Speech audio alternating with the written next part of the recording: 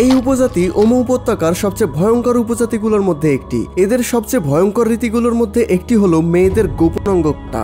এই গোপন অংশটি কাটার সম্বন্ধে এখানকার একজন নারী যে গা শিউরে ওঠা বর্ণনা দিয়েছেন তা হয়তো সবাই সহ্য নাও করতে পারেন, কিন্তু এটা কেন করা হয় এবং কি কারণেই বা এটা করা হয়, চলুন এই রীতির সম্বন্ধে বিস্তারিত জানা যাক।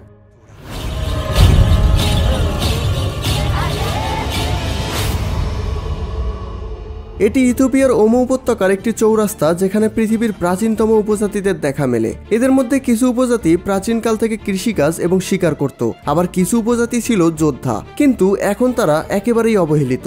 এর পাশাপাশি এমন কিছু উপজাতি আছে যাদের রীতিনীতি সম্পর্কে জানলে গা শিউরে ওঠে। তেমনি একটি উপজাতি হলো দাসনাস উপজাতি। এদের সবচেয়ে ভয়ঙ্কর রীতি হলো মেয়েদের বিশেষ জায়গার একটি অংশ কেটে বাদ দেয়া। এর পিছনের উদ্দেশ্য সাধারণ মানুষের কল্পনার বাহিরে। এই দাসনাসরা প্রাচীনকাল থেকে রাখাল এবং যোদ্ধাদের জাতি, এখন সময়ের সাথে হারিয়ে যেতে বসেছে। এদের প্রতিটি অঙ্গভঙ্গি, প্রতিটি আচার অনুষ্ঠান, শরীরের প্রতিটি চিহ্ন তাদের গল্প এবং সম্প্রদায়ের সাথে জড়িত থাকা ইতিহাস বহন করে। কিন্তু এখানে নারীদের জন্য যে রীতি পালন করা হয় সেটা অকল্পনীয়, কষ্টদায়ক এবং ভয়ঙ্কর। হয়তোবা আপনি অনুমান করতে পারবেন যখন বলবো আপনার সবথেকে গুরুত্বপূর্ণ অঙ্গটি কেটে ফেলা হচ্ছে তখন আপনার কেমন ব্যথা অনুভব হবে। আশা করি কিছুটা হলেও আন্দাজ করতে পারছেন। এদের কাছে এই রীতি পালন করার অর্থ হলো শক্তি প্রদর্শন করা, ত্যাগ স্বীকার করা এবং শৈশব থেকে যৌবনে পা দেওয়ার একটি কঠিন পরীক্ষা। এই পরীক্ষায় সফল হওয়ার পরেই তাদের প্রকৃত নারী হিসেবে স্বীকৃতি দেওয়া হয়। এখানে এই সংস্কৃতি, এখানকার আইন, এর সম্বন্ধে কেউ প্রশ্ন তুলতে পারে না। এটা সবার জন্য বাধ্যতামূলক এবং এটা অপরিবর্তনশীল। এটি হচ্ছে দাসনাস উপজাতির গ্রাম। এদের নিচু গোলাকার ঘরগুলি তাদের হাতের কাছে যা কিছু পায় তাই দিয়ে তৈরি করে, যেমন লোহা, প্লাস্টিকের বস্তা, ছেঁড়া কাপড়ের টুকরা, চামড়া, টিন ইত্যাদি। কিন্তু আকর্ষণীয় বিষয় হচ্ছে এই বাড়িগুলো মহিলারা তৈরি করে এবং মহিলারাই এই বাড়িগুলোর যত্ন নেয়। মেয়েদের গোপন অঙ্গ কাটা রীতির নাম হচ্ছে ডিমি। এটি এদের জন্য গুরুত্বপূর্ণ একটি অনুষ্ঠান যেখানে ছোট মেয়েরা নারীতে রূপান্তরিত হয়। এটি একটি বলিদান যা প্রতিটি পরিবারের মেয়েদের জন্য পালন করা হয়। এই ঘরগুলোর ভেতরে এমন মেয়েরা আছে যাদের গুরুত্বপূর্ণ অংশটি দেওয়া হবে, কিন্তু কোন ঘরের মেয়েরা? এটি বোঝার সহজ উপায় হচ্ছে যে পরিবারের মেয়েরা এই অনুষ্ঠানে অংশগ্রহণ করবে সেই পরিবারের ঘরগুলোর সামনে একটি চিতাবাঘের চামড়া একটি লাঠির মাধ্যমে ঝুলিয়ে রাখা হয়। এই ঝুলন্ত চামড়া দেখে সহজেই বোঝা যায় এই ঘরের মেয়েরা এই অনুষ্ঠানের জন্য প্রস্তুত। কিন্তু এই চিতাবাঘের চামড়া কোথায় পেল? এই গ্রামে আগে চিতাবাঘও দেখা যেত, আর এই উপজাতির সবচেয়ে বড় শত্রু ছিল চিতাবাঘ। সেই চিতাবাঘকে এরা শিকার করে তার চামড়া তাদের সংস্কৃতির প্রতীক হিসাবে ব্যবহার করা শুরু করে। এই চামড়াগুলো প্রতিটি পরিবার পিতৃসূত্রে প্রজন্মের পর প্রজন্ম ধরে পেয়ে থাকে ডিমি উদযাপনের প্রতীক হিসাবে ব্যবহার করার জন্য। এখানে আরো একটি প্রতীকের সন্ধান পাওয়া যায়। প্রতিটি ঘরের সামনে একটি, দুটি অথবা তিনটি ছোট বড় লাঠি পোতা হয়। এর মাধ্যমে বোঝা যায় কোন ঘরে কয়টি বড় মেয়ে এবং ছোট মেয়ে আছে, অথবা সেই ঘরে কয়টি মেয়ে আছে। যেমন কোন ঘরের সামনে যদি তিনটি লাঠি থাকে তার মধ্যে একটি লাঠি যদি বড় হয় আর বাকি দুটি লাঠি যদি ছোট হয়, তাহলে বড় লাঠিটি বোঝায় এখানে একটি বড় মেয়ে আছে, সে ডিমির জন্য প্রস্তুত, আর বাকি দুটি ছোট মেয়ে। অর্থাৎ লাঠির সাইজ দেখেই বোঝা যায় কোন ঘরে কয়টি বড় মেয়ে বা ছোট মেয়ে আছে। এই ডিমি রীতির জন্য মেয়েদের বাবারা অনেক গুরুত্বপূর্ণ ভূমিকা পালন করে এবং বিশেষভাবে প্রস্তুতি নেয়। বাবারা তাদের শরীরে যত্ন সহকারে লাল মাটি, কয়লা এবং ছাই মেশানো একটি মিশ্রণকে ব্যবহার করে তাদের শরীরে নকশা করে। পিতারা চিতাবাঘের চামড়া এবং উট পাখির পালক দিয়েও নিজেদের সাজিয়ে নেয়। এটি একটি প্রাচীন রীতি যা পিতা থেকে পুত্রের কাছে যুগের পর যুগ ধরে হস্তান্তর হয়ে আসছে এবং এখন তাদের জন্য এটি একটি গর্বের এবং দায়িত্বের মুহূর্ত।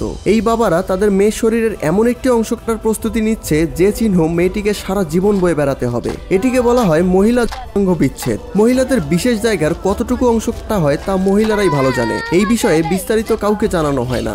এই রীতির উদ্দেশ্য হলো নারীকে তার স্বামীর সাথে মিলনের সময় যে সুখ অনুভব করে সেই সুখ অনুভব করতে না দেয়া। আর তাই নারী হয়ে উঠতে ছোট মেয়েদের এই কষ্টদায়ক রীতির মধ্য দিয়ে যেতে হয়। কোনো নারী না চাইলেও এই রীতি তাকে পালন করতে হয়, কারণ এটি এখানে বাধ্যতামূলক। আর যদি তারা এটি না করে তাহলে সমাজে সেই পরিবারকে এবং সেই মেয়েকে গ্রহণ করা হয় না, এমনকি তাদের সাথে পশুদের মতো আচরণ করা হয়। এই রীতি পালনের কয়েক মাস আগে থেকেই প্রস্তুতি নেওয়া হয় এবং নাচ গানের অনুষ্ঠান পালন করা হয়। এই অনুষ্ঠানগুলোর মাধ্যমে মেয়েরা তাদের শক্তি এবং সাহস যোগায়। এক পাশে এই নাচ গানগুলো চলতে থাকে, অন্য পাশে গরু অথবা ছাগল কোরবানি করা হয় তাদের উৎসবের খাবার হিসেবে। এই নাচ গানগুলো এদের কাছে কতটা গুরুত্বপূর্ণ তা বোঝার সহজ উপায় হচ্ছে এই একই ধরনের নাচ গানগুলো শতাব্দীর পর শতাব্দী ধরে চলে আসছে, যা এখনো পরিবর্তন করা হয়নি।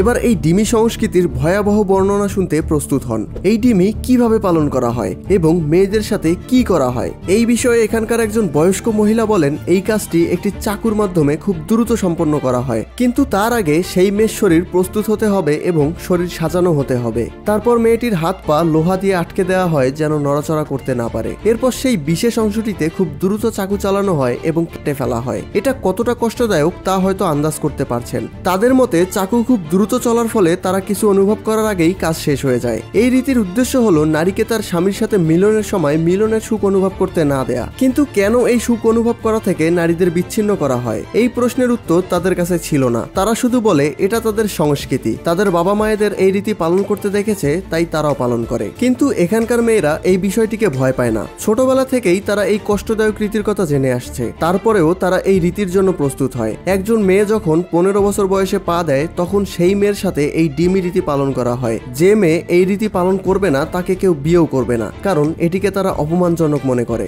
ছোটবেলা থেকে এই সংস্কৃতি এদের মাঝে এমনভাবে উপস্থাপন করা হয় যেন এটি ছাড়া তাদের জীবন অচল। ছোট মেয়েদের মাথায় এমনভাবে এই সংস্কৃতি ঢুকানো হয় তারা মনে করে এই অনুষ্ঠানের মাধ্যমে তারা তাদের পরিবারকে একটি সম্মানজনক অবস্থানে নিয়ে যাবে। এটাই এখানকার ঐতিহ্য, আর এখানকার মেয়েরা এই ঐতিহ্যকে ভয় পায় না। নিঃসন্দেহে দাসনাস উপজাতির কাছে এই ঐতিহ্যটি একটি পবিত্র অনুষ্ঠান, আর এই অনুষ্ঠানের মাধ্যমে তারা শৈশব থেকে যৌবনে পা দেয়।